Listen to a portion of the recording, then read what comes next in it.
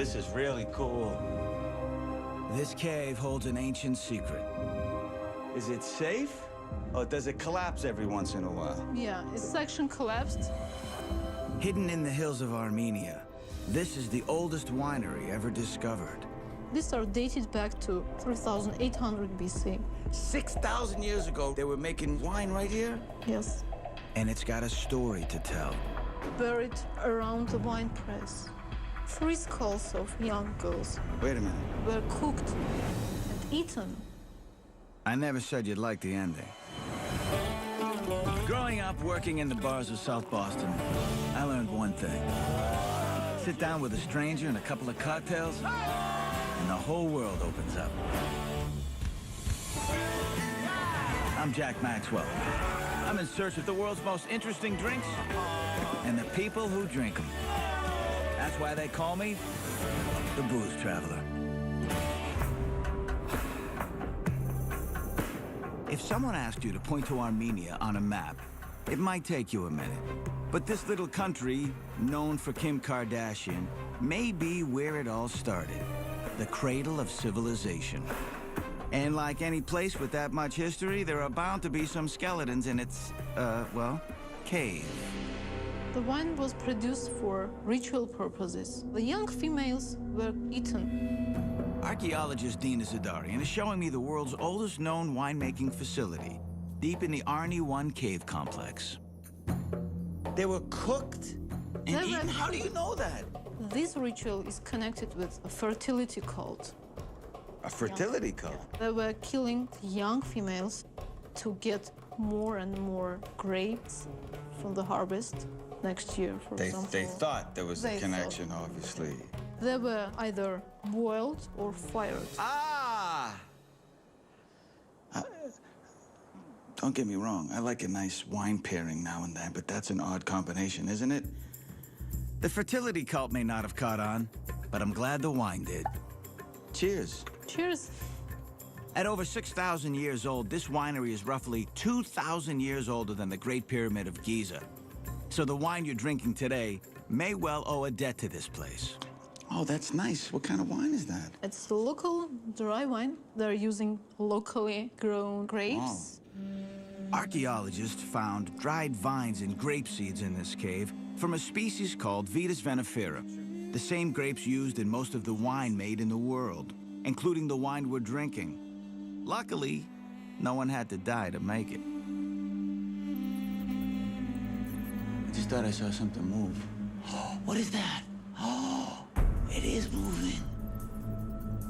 That's a bat, Dina. It's a baby bat. Like, That sound like a bat? no, monkey. Here's the monkeys in caves. Did booze start in a cave in Armenia? No one really knows, but the stories about it go back.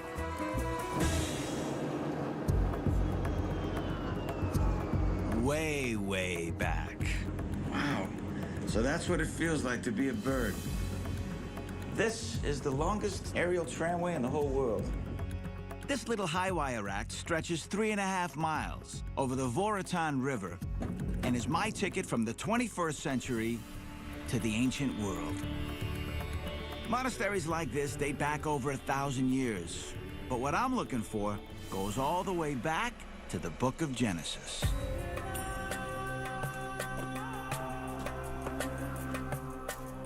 Noah's Ark landed somewhere right over there, they say. On a clear day, you can see Mount Ararat from here, the peak where many archaeologists believe Noah landed. 16 mountain ranges crisscross Armenia, but Mount Ararat is their national symbol, even though today it's technically in Turkey. They even named their famous brandy after it. If you believe the stories, Noah was quite the Renaissance man. He piloted a ship through 40 days and 40 nights of floods, did the whole animal husbandry bit, then stepped off the ark and planted grapevines. Armenians believe their wine is a direct descendant of Noah's grapes. Thousands of years later, the Arni Valley grows some of the best. If I were here 250 million years ago, I'd be swimming in an ocean. But continents shift, waters recede, and now Arni sits high in the Vayot Zor province of southeast Armenia. With archaeological sites dating back to the Bronze Age, it's one of the oldest inhabited regions on Earth. The Ararat Valley used to be at the bottom of the sea. Now it's the driest part of Armenia. Not only dry, but hot. Feels like it's 100 degrees out. The weather might be lousy for hiking, but it's great for growing grapes. The Arni Noir, a unique local vine discovered in an abandoned 13th century monastery, is known for its dark cherry flavor and thrives in the endless sunshine.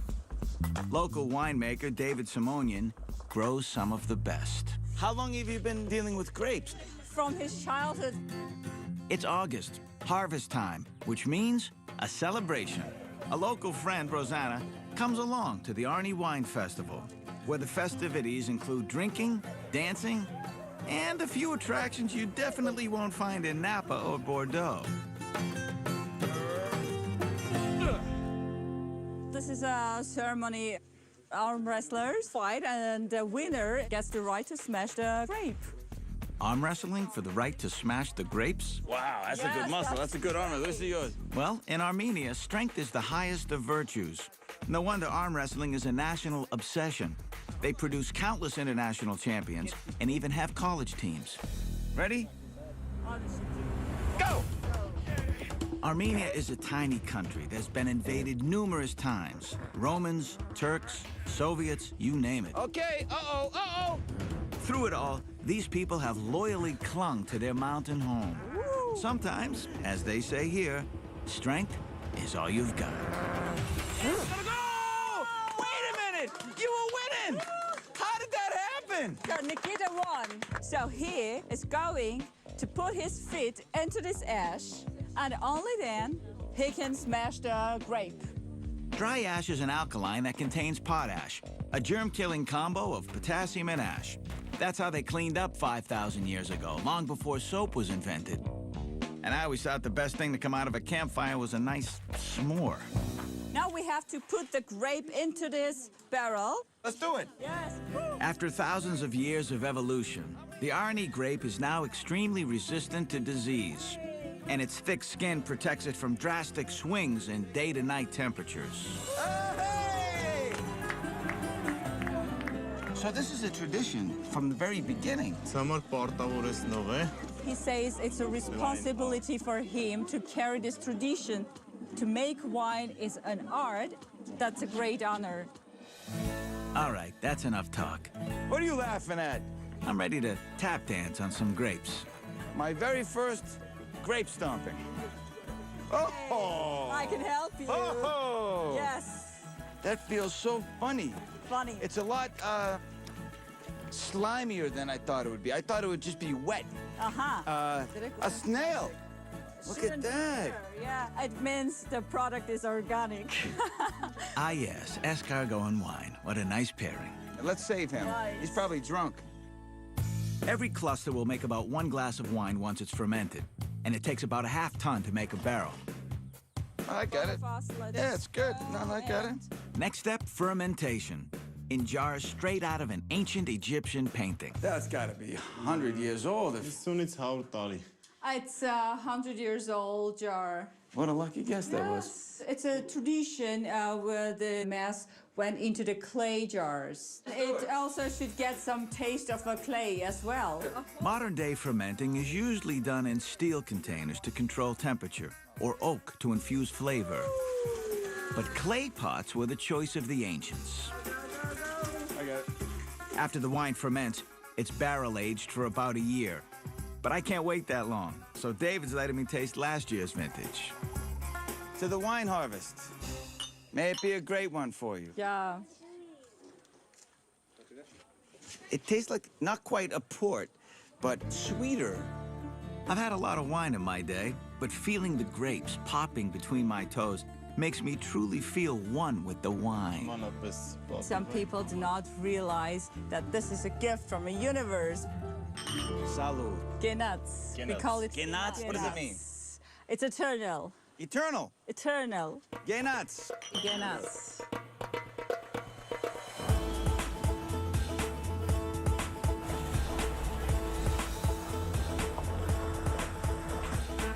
thousands of years, the Silk Road cut right through this part of the world, and Armenia thrived on the trade between China and Europe. But you know, in the mountains, time runs faster, much faster. You don't feel it. Oh, I feel it, all right. I'm on my way to find the drink that put this country on the map. But to get there, I'm going off the map. Oh!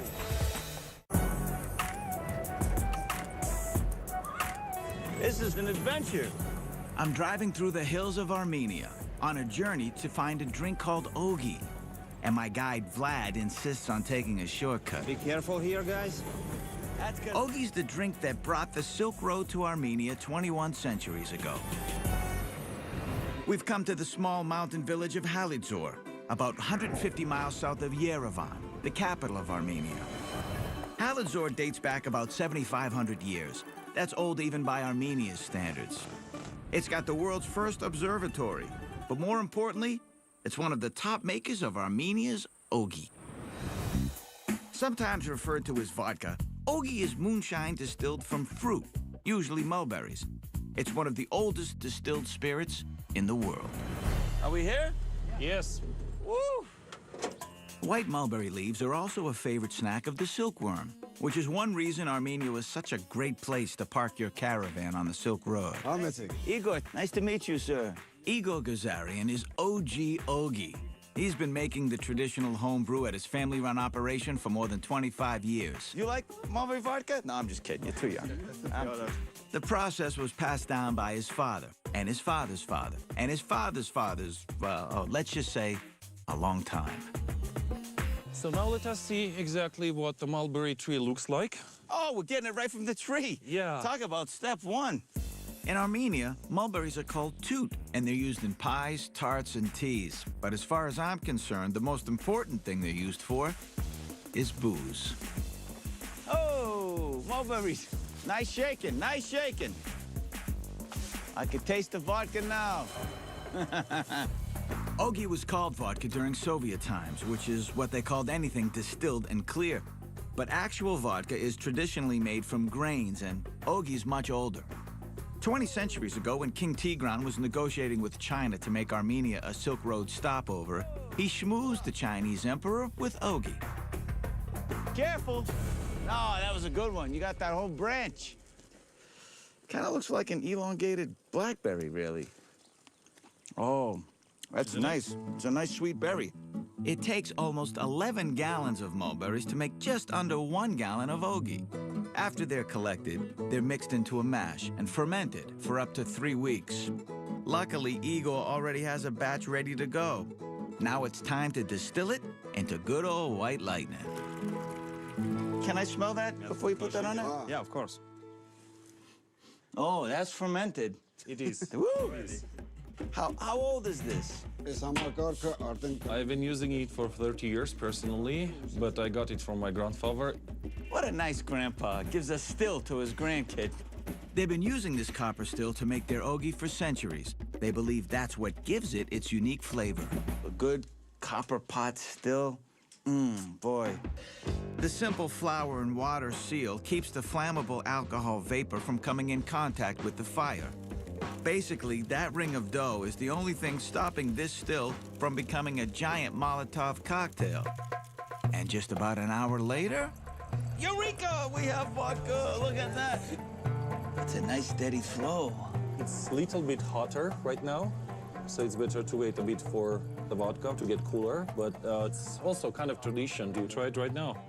Simple enough. Yeah. Just like that. All right. Of course. The owner has the right to test it first. Okay, Igor. That looks like a good amount to test it with.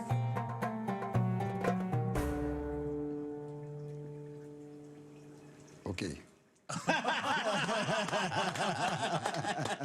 I expected this big, long, just okay. All right. Should we all try it? Oh, wow. Okay. The king of oghis definitely slides down the throat. I could drink this stuff all day. Oh, it's overflowing. Get it. Don't waste the vodka. In the Armenian countryside, home is where the oghi is. Should we all try it? This homemade fruit vodka has been produced here for countless generations. We're trying Igor Gazarian's latest batch straight from the still. Okay. It's overflowing. Get it.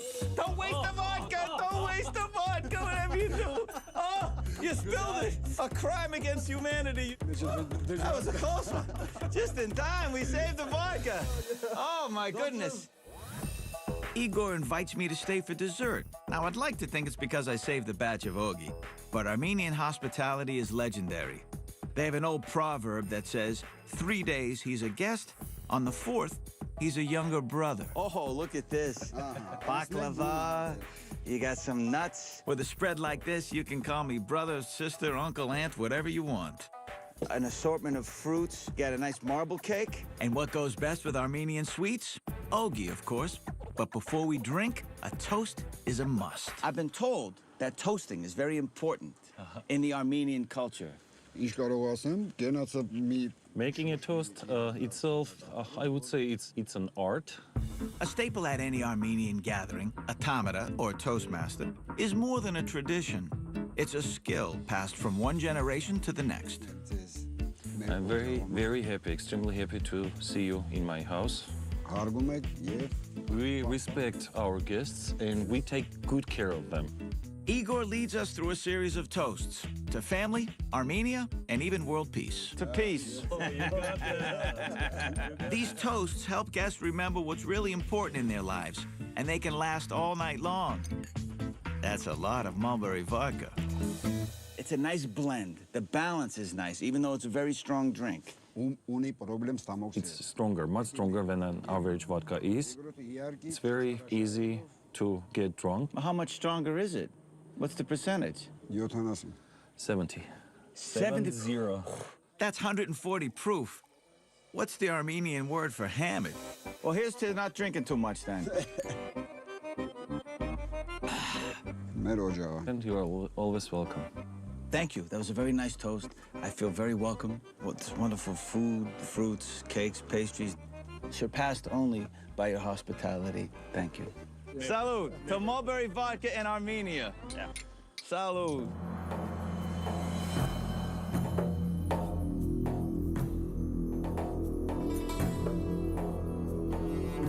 Caves have always been great places to hide illicit activity, like the caves of Appalachia. Perfect hideaways for southern bootleggers making moonshine. In Armenia, they made homemade hooch in caves too, like they did wine.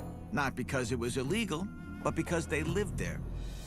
These caves were once the largest village in eastern Armenia, and maybe its biggest distillery.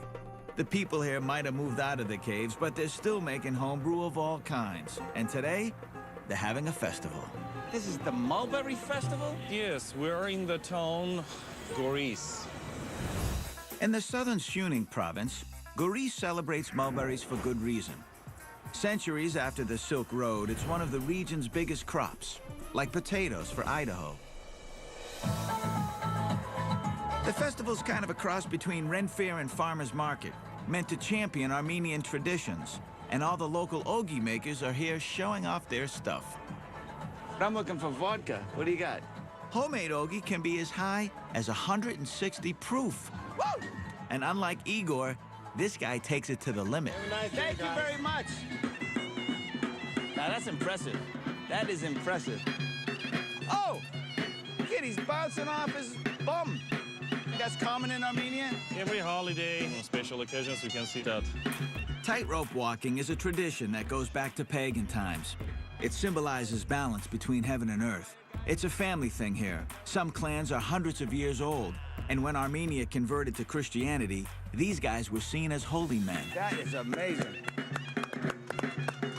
Mulberry vodka, is it popular in all of Armenia or just in this region? It is popular all around Armenia, but this region is known specially for mulberry vodka. Because oghi is homebrewed, it's like the snowflake of alcohols. No two are exactly alike. Can I try some mulberry vodka? Oh, man. Tastes like a raisin vodka. It's only mulberry. It's so strong. What's the alcohol content? 60 or 60% alcohol. even You got 65. Oh, even 65. I think it's closer to 65. They say a shot of oghi every day is necessary for longevity and good health. Hey, I believe it. Who made this? Eddie. Eddie is part of a new generation of oghi makers who are branching out, distilling from a variety of fruits. I'm politely encouraged to try them all. That's a fig. Fig! Yeah. Fig vodka. Armenians pride themselves on the fact that they drink a lot and never get drunk. Oh, that's it right there. That's plenty. Whoa, hey, hey. Wish I had that gene. That's a lot smoother than the mulberry. It's nice. This is apricot, That's strong. the grape one. Grape vodka. Each kind of vodka is slightly different, with distinct aromas of herbs and fruit. That's the strongest one. Oh, is it? What the hell is that? Cornelian cherry, they call it. Cornelian cherry. Ah! That's a blowtorch. What if I mixed them all together? Have you ever done that? I'm gonna mix cherry vodka with apricot vodka, with grape vodka, with fig vodka, with mulberry vodka. I was 22 when I first discovered Long Island iced tea. For the first time in history, we're mixing 5 different vodkas. And like most 22-year-olds, I thought I was a genius. We'll call this the 5-finger death punch. Okay, maybe not so genius. Salud! Hey, Armenia! 5 vodkas! Salud!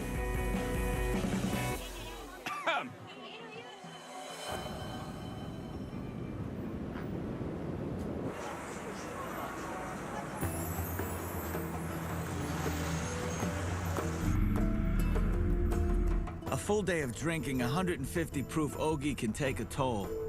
Technically, there's no Armenian word for hangover, but thankfully they still have a cure for one. Vlad's taking me 37 miles outside of Yerevan to Sagonk village at the foot of the Pambak Mountains, to a guest house that serves the best cure around. There's only about 1,000 people here, but plenty of company on the road. Oh, look, more cows.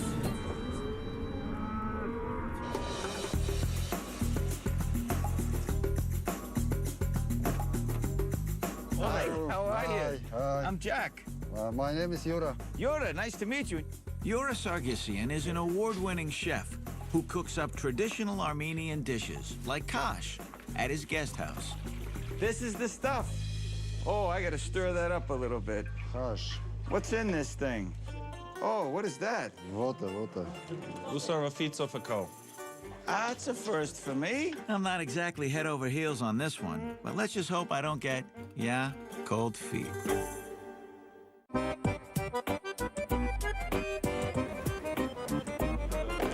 When you drink for a living, putting your foot in your mouth is an occupational hazard. This is the soup.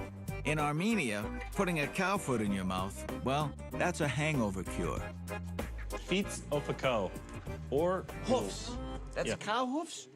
That's a first for me. The way my head feels, might be better not to question ancient Armenian wisdom. They tell me this thick bovine broth is packed with essential vitamins, the ones you lose when you're drinking. we simply cut feet of a cow or a bull, and then it takes about 6 hours to cook this dish. It's been said, eating kash without vodka is like belly dancing without a navel. Well, we wouldn't want that. Get out of the way. I don't want to get kicked by that cow's hoof. Originally, kash was the food of the poor. It's simply water and leftover cow parts. I guess there could be worse parts to choose from. You can't go wrong with garlic and a little salt, or a whole bunch of it. Wow, that's a lot of salt. That's a lot. Salt helps with rehydration, and garlic is purifying, making it an even better hangover cure, and hopefully tastier. Tearing lavash. Lavash is an Armenian flatbread. It gives the soup substance and soaks up acids in the stomach. Ta-da!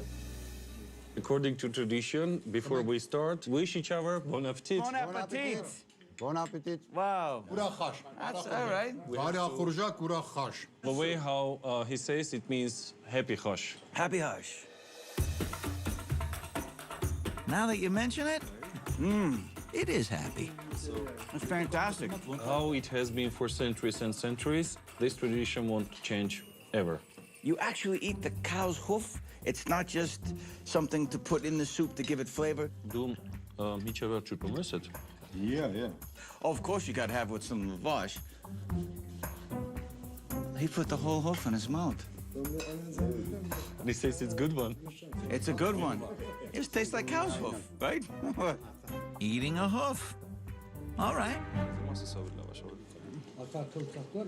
That's beautiful. Armenians usually give 3 toasts. First, for the people in attendance. I love the Armenian people. They're so warm and inviting. Salud! Second, for the chef. The persons who made this. And finally, to the kash itself. Cow's hoofs. Cheers. At this rate, we're gonna need more kash. Thank you for your hospitality. Salud!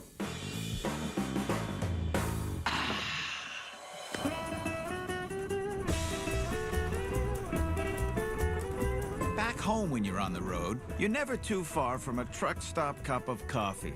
In Armenia, the roadside attractions are a little more exciting. All right, that's what I'm talking about right there. Moonshine. Hi, how are you? What do you have? Ooh, that sounds good. Can I try a little? Thank you. Ah, just like a lemonade stand. Well, not just like one.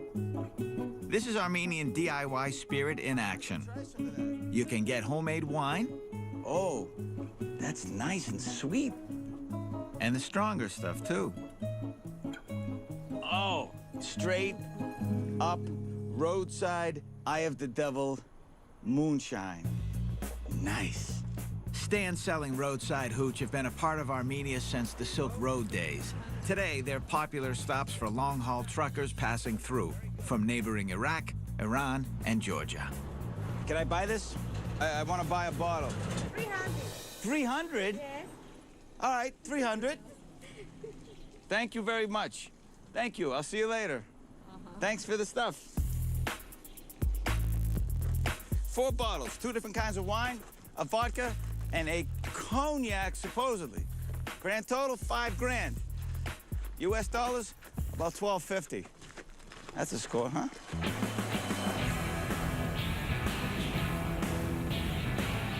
Winston Churchill once said the 4 essentials of life are hot baths, cold champagne, new peas, and old brandy. Well, especially if it's world peas, right? Churchill's favorite brandy, all right, one of them, is made right here in the Armenian capital of Yerevan. It just might be this booze that helped decide the fate of the world after World War II. Yerevan. Could be the Middle East. Feels like the middle of Europe, really. Almost like Paris. Bonjour. See what I mean? She said bonjour. Yerevan's one of the oldest inhabited cities in the world, and it owes its European flavor to Soviet architects who wanted to remake it as Paris or Vienna. Wonder how much brandy they were drinking when they came up with that one. You know, if there's only a big sign here that told us what they make. Oh, there it is, okay. The Yerevan Brandy Company makes Ararat, the most famous booze in Armenia. And brand ambassador Marina Badalian is giving me the VIP tour. First thing is the smell, though. You can smell. Oh, my goodness. It smells so rich. It gets your taste buds going right away. Everywhere I go, people tell me, have you had Ararat? You gotta try Ararat. This is the best thing ever. In 1902, this humble Armenian brandy won the prestigious grand prize at the Paris exhibition, beating the French, who make cognac, the brandy.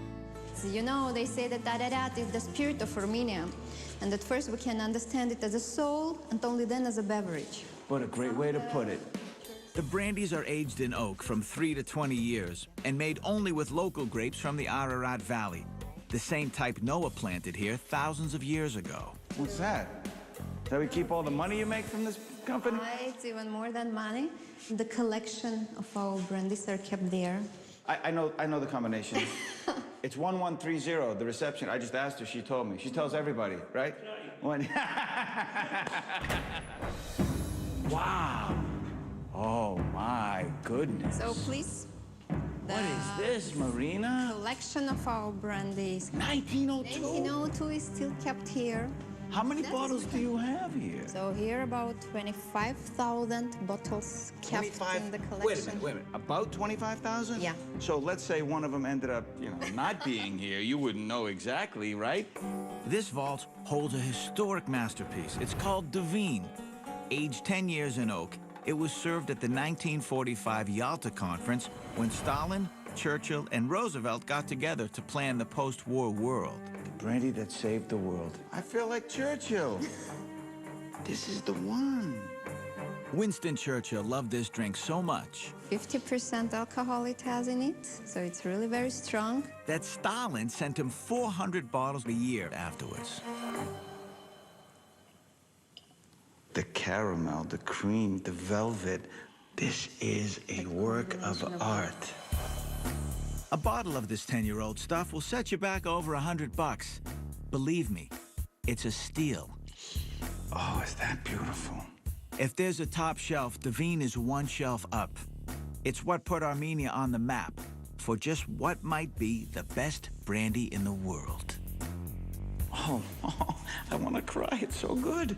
This is one of the finest alcohols I've ever had in my life. Thank you. Oh, this is the experience of a lifetime as far as alcohol goes.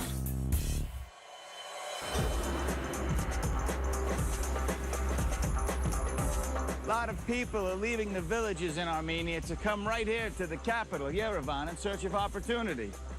I'm following in their footsteps, but it's not career, it's cocktails I'm in search of.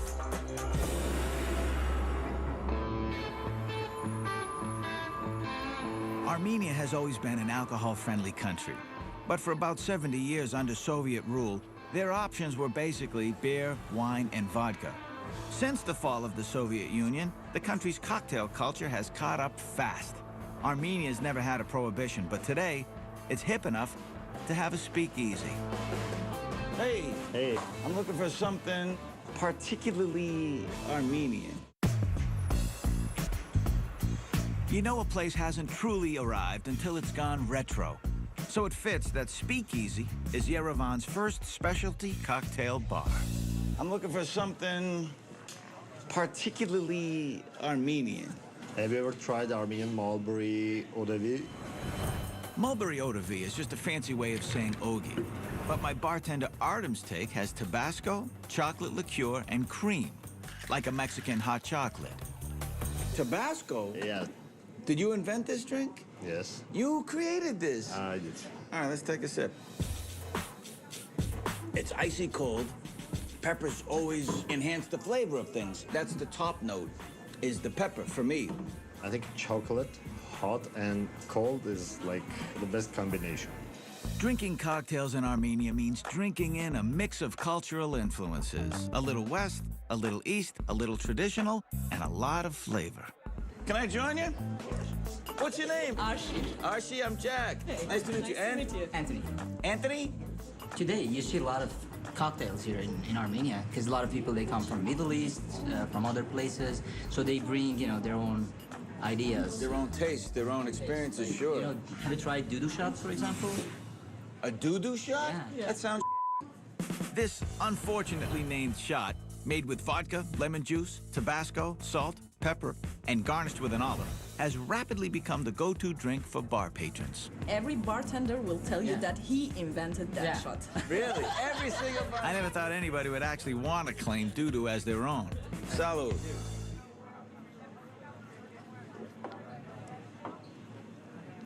Wow.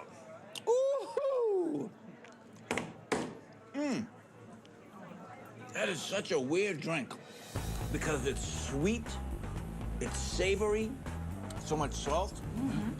It has the heat from the Tabasco. I think you had enough hot today, yeah?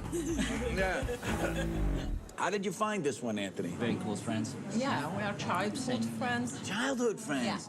Are you sure you're more than friends? Not yet. Oh, breaking news! Anthony and us. And if you say not yet, what are you waiting for? So how is the doo-doo?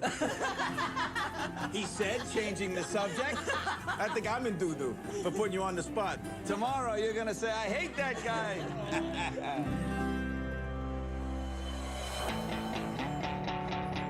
20 years ago, trying to find a cocktail in Armenia was harder than getting a tan in the winter. But today, you can't spit without hitting another themed bar. Everyone seems to be chasing the next cocktail trend, but none of it would be here if not for the passion of one man who pulled Armenia's bar scene out from behind the Iron Curtain and into new heights. El Sky Bar is a private club owned by Elite Life, the Armenian version of GQ. Waiting for me 17 stories up is the president of the Armenian Bartenders Association, the godfather of mixology. Tigran! This is Tigran Avatizian. Nice to see you. So you're a professional bartender, right? Yes.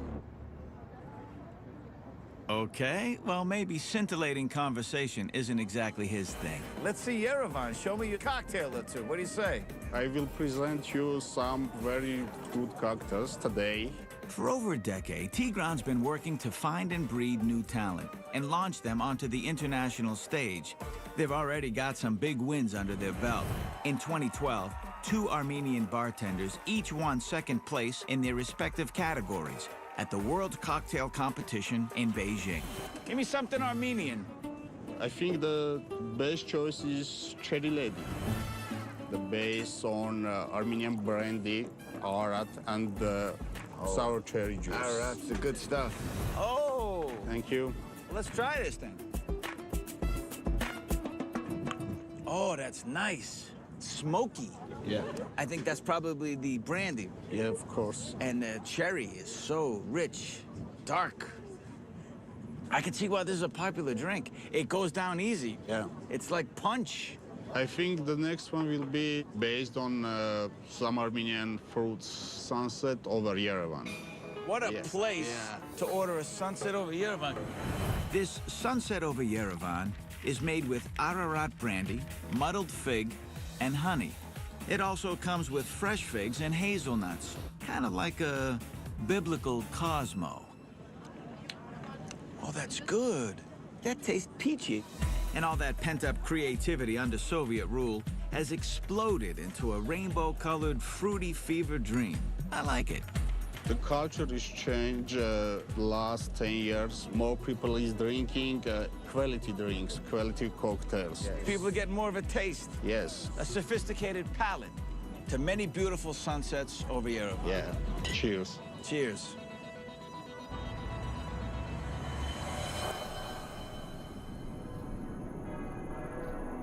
Something old, something new, something borrowed, and a whole lot of honking cars. Nothing like a wedding, huh?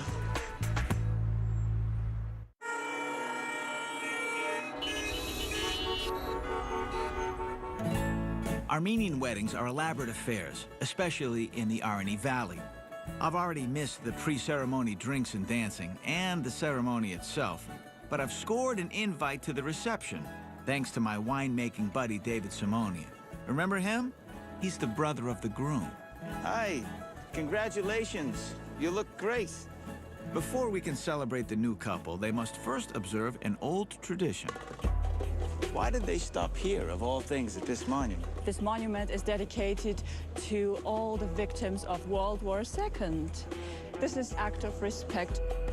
During World War II, more than 500,000 Armenians served in the Soviet army, almost 1/3 of the population at the time, and nearly half of those didn't return home.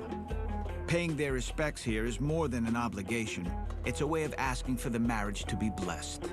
Is it custom for every newly married couple, Yes. right from the wedding, Yes. to come here only in this village? Well, surrounding villages as well.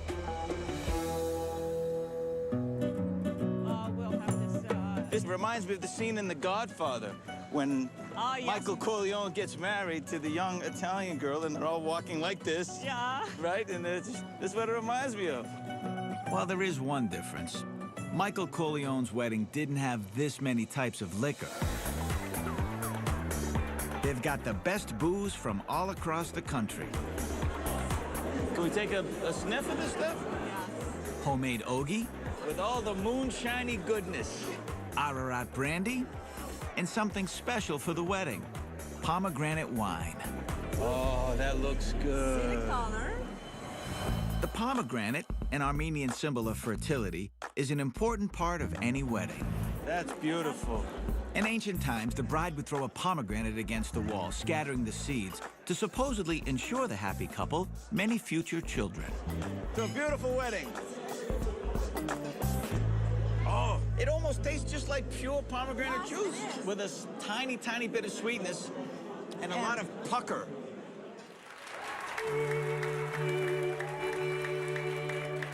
I know that song. Brings a tear to your eye. So nice. Really? Oh, yeah. I'm a big softie. The first dance, a giant feast, plenty of drink. Some things in a wedding are universal. And some aren't. Like dancing with meat. These ladies, they serve this barbecue only after the godfather give them some money. Then they'll serve the barbecue. Yes. Well, that's one way to get a tip. Dancing at a wedding isn't unique to Armenia. But like most things here, it has a ridiculously long history. You can find evidence of Armenians cutting a rug in rock paintings dating back to 5000 BC. They don't stop!